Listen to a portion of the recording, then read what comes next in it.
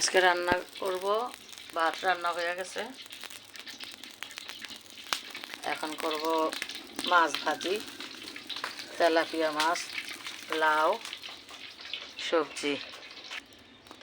মাছগুলো মশলা মাখছি, এখন ভাজায় বসাবো।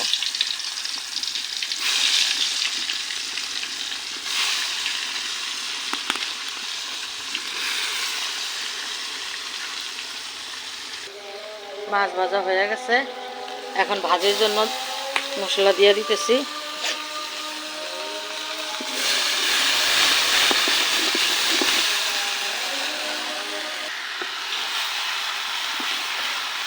কচি ভাজি হয়ে গেল দেওয়া, সব কিছু ডিম হইলে সুন্দর হয়, খাইতেও খুব মজা লাগে। তার জন্য সাথে ডিমটা দিয়ে দিলাম। ডিম ইচা মাছ দিয়া কচি ভাজি।